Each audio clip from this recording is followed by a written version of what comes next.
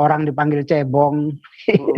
Itu kan membinasakan manusia, namanya tidak memanusiakan manusia. Ada cebong, ada kampret itu. Ya, itu nggak boleh istilah-istilah seperti itu muncul dari orang yang beragama. Karena substansi ajaran agama adalah memanusiakan manusia, memuliakan derajat kemanusiaan itu sendiri. Gitu. Nah, iya. Okay. Nah, kemudian kenapa sih Pak kejadian seperti ini terulang kembali di Indonesia saat ini gitu? Ya, saya pikir kalau bicara tentang radikalisme, terorisme memang ya di era globalisasi sekarang ini memang ya tidak bisa dipisahkan.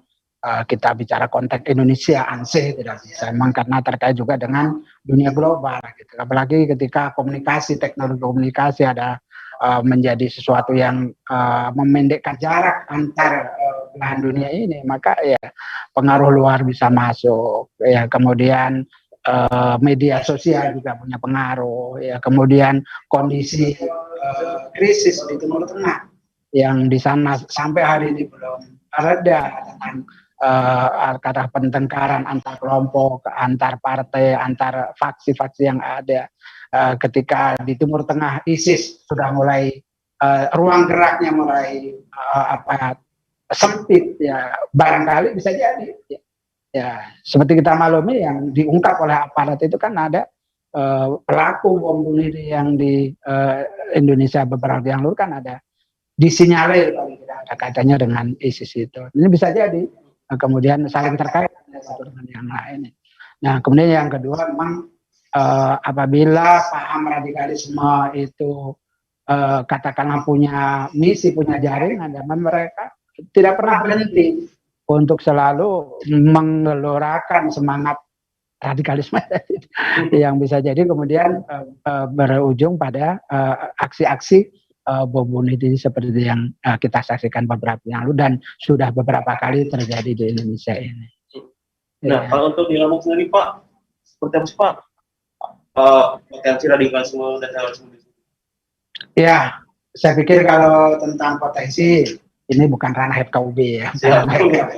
Kalau ranah FKUB itu tentang kerukunan, bagaimana kita hidup rukun antar umat beragama. Tapi ingin saya menyatakan bahwa Lampung ini kan pintu gerbang dari Jawa ke Sumatera atau perlintasan terakhir dari Sumatera sebelum ke Jawa. Sehingganya Lampung ini menjadi tempat yang sangat strategis. Mungkin ya dugaan saya atau prediksi saya untuk tempat dalam tanda petik bersemayam istirahat atau menyusun strategi teman-teman yang mungkin ya menyalahkan menyalahgunakan ajaran agama, mengatasnamakan agama tapi bukan tujuan untuk agama ya. Seperti kita maklumi beberapa waktu yang lalu di Lampung ada yang ditahan oleh Densus 88 gitu.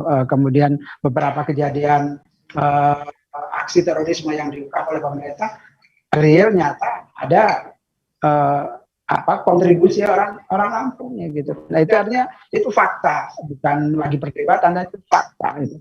Nah ini sekali lagi juga saya ngajak kepada para tokoh agama, tokoh masyarakat selain aparat untuk melakukan tindakan preventif dan represif ya, para tokoh agama, tokoh masyarakat, mari kita jaga, kita rawat, kita pelihara generasi muda kita, ya, anak cucu kita untuk tidak terpapar dengan paham-paham radikal, apalagi sampai terjerumus ke kelompok-kelompok terorisme. Kemudian Pak, apakah masih ada daerah di Lampung yang rawan dengan kelompok radikal tersebut Pak? Iya, lagi-lagi ini bukan ranah FKUB sejatinya ini ya, tentang peta potensi dan sebagainya, ini ranahnya aparat dan itu sangat naif kalau saya mengungkap hal itu. Tetapi saya ingin sampaikan bahwa ketika generasi muda kita minim pengetahuan agamanya, kemudian dia berinteraksi dengan orang-orang yang mencurigakan, maka potensi-potensi untuk direkrut, untuk terpapar itu sangat besar ya. Karena sekali lagi saya berharap orang tua yang putra-putrinya mungkin ngekos kuliah atau sekolah ngekos, tolong diawasi dengan seksama.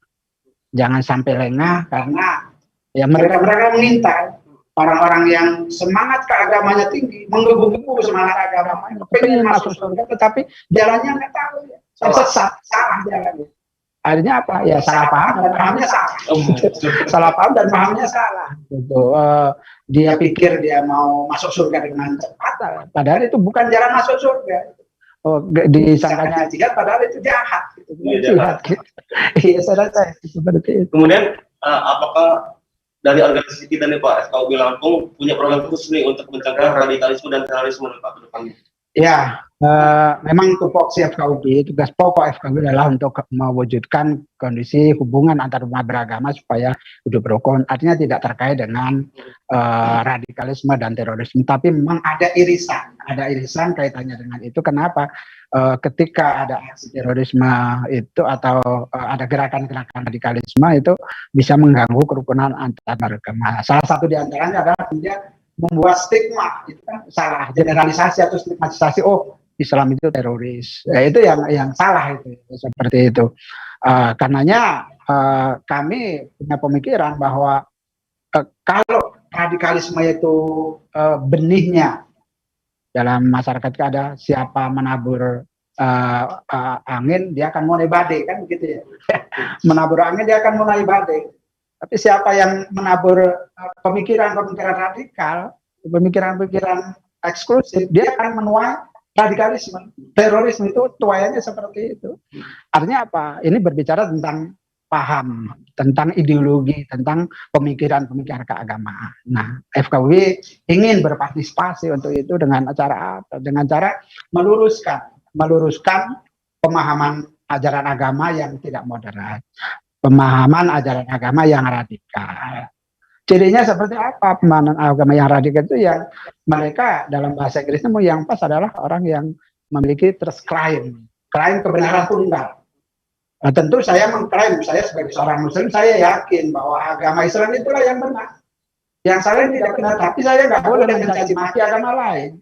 Saya menghormati bahwa ketika saya punya kepercayaan, keimanan yang saya anggap benar, saya pada saya yang sama menyadari, menghormati, menghargai bahwa di seberang sana ada saudara-saudara kita yang punya keyakinan yang berbeda, punya agama yang berbeda, punya kepercayaan yang berbeda. Nah, itu harus kita hidup berdampingan dengan orang-orang yang berbeda. Itu kita luruskan pemahamannya ketika ada seperti itu. Dan ini tentu salah satu sasaran kita karena ada indikasi ada kelompok pemuda, banyak pemuda yang terrekrut atau pelaku menjadi pelaku bom bunuh diri, maka titik sasaran FKUB ke depan adalah akan bagaimana membuat forum pemuda lintas agama. Programnya itu FKUB akan membuat program itu, yang ini nanti kita akan komunikasikan dengan pemerintah daerah untuk fasilitasi anggaran, sebab ya kita nggak bisa melakukan sesuatu tanpa supporting anggaran dari pemerintah daerah. Jadi sejauh ini realisasinya seperti apa nih, Pak? Iya, saya karena kan belum lama saya jadi ketua FKUB, tapi ketika saya jadi ketua FKL namanya LSM, sebuah LSM Forum Kerja Lintas Agama, sudah saya realisasikan itu kemah pemuda lintas agama. Saya punya jaringan pemuda lintas agama dari beberapa. Nah, ini nanti akan saya lakukan kembali secara lebih gencar lagi, umpamanya bahkan bukan hanya kemah pemuda lintas agama, mungkin suatu saat ada konser musik lintas agama.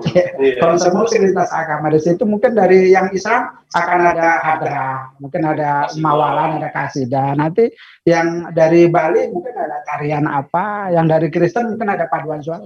Konser kita musik situ, yang tentu yang sesuai dengan koridor ajaran agama, kan nggak boleh yang jadi satu ganti-gantian tampil, ada kumpul pemuda lintas agama itu kan ya sambil dia happy, sambil dia bersenandung, bersenang-senang, tapi pada yang sama juga bicara tentang bagaimana kita bersaudara, bagaimana kita hidup bersama-sama. Saya pikir itu ya harapan saya paling tidak itu program-program itu akan dapat meminimalisir lah ya untuk pemahaman-pemahaman yang radikal. Tapi untuk kendalanya saat ini untuk merealisasikan itu seperti apa ya? Ya, kendalanya seperti tadi yang saya sampaikan bahwa FKUB ini memang legal standing ya kalau bahasa hukumnya, nomenklaturnya kan baru peraturan Menteri Agama dan Menteri Dalam Negeri. Nah ini kaitannya dengan penganggaran, akhirnya ya tergantung bagaimana kepala daerah memiliki sense of peace, ya, memiliki kepedulian terhadap masalah kerukunan. Kalau kepala daerah punya kepedulian itu akan disupport, kalau enggak ya nggak ada salahnya kepala daerah uang kata kepala daerah itu kan ngapain lu minta itu seperti itu. Nah harapan kita meskipun nomenklaturnya baru peraturan menteri, harapan saya para kepala daerah khususnya di Provinsi Lampung, saya sudah tahu Pak Gubernur akan support kita, berapa nominalnya kita belum tahu, tapi sudah punya komitmen, bahkan Pak Gubernur sudah punya program yang sangat strategis, akan membangun sebuah wilayah yang di situ ada sekitar bersama lintas agama, di situ ada gereja, ada pura, ada gereja yang satu tempat, menjadi tempat wisata religius, menjadi tempat sentra ekonomi, menjadi sentra wisata di situ. Nah ini mudah-mudahan terrealisir apa yang sudah diungkapkan oleh Pak Gubernur kepada kami para pengurus FKUB. Nah kemudian bagaimana nih melanjut sinergi antara komunitas agama untuk bersama-sama menangkal hal tersebut? Ya, untuk menangkal itu makanya kami akan roadshow ke majelis-majelis agama, dan sebagaimana beberapa kali saya sampaikan bahwa radikalisme itu bukan hanya di Islam saja, bukan agama tertentu, tapi punya potensi juga ke agama-agama yang lain gitu. Oleh karena itu kami akan melakukan roadshow ke majelis-majelis agama, bulan ini mungkin ke PGI, Persekutuan Gereja-Gereja Indonesia. Nanti bulan berikutnya mungkin akan ke keuskupan umat Katolik dengan Bapak Uskup, dengan tokoh-tokoh agama Katolik. Nanti gantian ke Parisada Hindu Dharma Indonesia PHDI di Lampung, yang umat Hindu di Lampung ini mayoritas kedua status. Nanti kita komunikasi silaturahmi, kita bincang-bincang bagaimana untuk meminimalisir paling tidak. Sebab saya punya asumsi bahwa memang kondisi dunia memang diciptakan oleh Allah selalu berpasang-pasangan.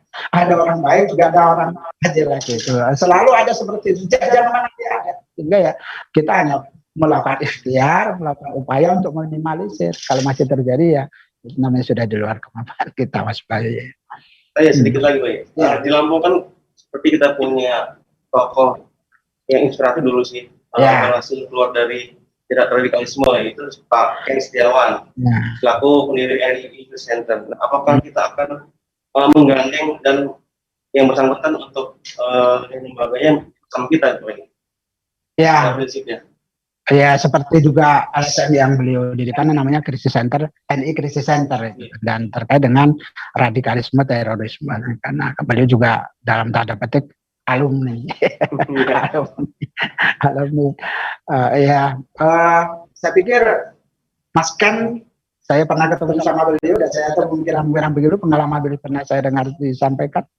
Lebih tepat kalau dikatakan oleh FKPT, Forum Komunikasi Penanggulangan Terorisme, akan tepat oleh digandeng. Kalau FKUB karena tupoksinya adalah khusus untuk mewujudkan kerukunan para beragama, nanti jangan-jangan beliau ekspos malah menginspirasi. Atau ada tanda petik orang kemudian menjadi wah takut nanti atau semakin terbongkar dan sebagainya. Mungkin ya biar Mas Ken itu bergabung dengan FKPT, dan saya tahu juga memang sudah sering bekerja sama dengan FKPT, termasuk BPIP. BPIP itu juga ikut memanfaatkan Mas Ken ini. Saya pikir itu sesuatu yang sangat positif, tapi FKUB menurut saya beliau kurang pas untuk di FKUB. Gitu. Terakhir nih, harapan Bapak selaku Ketua FKUB Lampung ke depan terkait pencegahan radikalisme dan terorisme di Lampung seperti apa?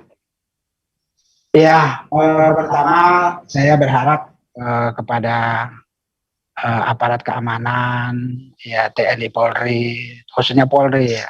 TNI hanya membackup ketika darurat saja, untuk betul-betul serius dan menangani ini, ya, mengantisipasi, mengungkap ya orang-orang yang ada indikasi secara tegas. Gitu. Sebab kalau tidak nanti ya akan bisa semakin merajalela tentang radikalisme terorisme. Yang pertama, yang kedua juga eh, kepada pemerintah Republik Indonesia, ya kepada para pengambil kebijakan di negara ini, kalau ada sebuah teori, terlepas ini juga perdebatan bahwa terorisme itu tidak serta-merta muncul begitu saja, ada faktor-faktor yang menyebabkan, umpamanya ada ketidakadilan, ada ketimpangan, ada kemiskinan, ya. Ketika hal itu ada di tengah masyarakat kita, tentu itu akan menjadi pemicu, ya, akan menjadi stimulus untuk bangkit ya kawan-kawan kita yang memang punya pemikiran radikal untuk semakin radikal. Ketika ada ketidakadilan, korupsi, banyak berapa triliun uang digondol, orang marah itu kan. Nah, diungkapkan dengan radikalisme itu, walaupun lagi-lagi terorisme tidak bisa mengatasnamakan apapun, tidak bisa, tetapi dari satu teori mengatakan ada korelasinya dengan kondisi yang seperti itu. Ketika masyarakat sudah makmur, ketika masyarakat sudah berkeadilan, ya insya Allah akan semakin berkurang. Ya. Mungkin waktu jualan yang memisahkan kita nih, Pak Yai. Kita sangat terima kasih Tribun Lampung bisa jumpa dengan kesibukannya Pak Ketua FKUP Lampung ini sendiri. Artinya ini berharap bisa menjadi pencerahan bagi kita semua, bagi masyarakat Lampung, apa yang disampaikan oleh Pak Ketua FKUP, Pak Muhammad Wahyudin, yang sudah sedianya memberikan kita informasi-informasi terkait hal tersebut. Saya akhiri, saya Bayu Saputra, wartawan Tribun Lampung, dan Pak Muhammad Wahyudin, Pak Ketua FKUP, undur diri. Wassalamualaikum warahmatullahi wabarakatuh. Waalaikumsalam warahmatullahi wabarakatuh.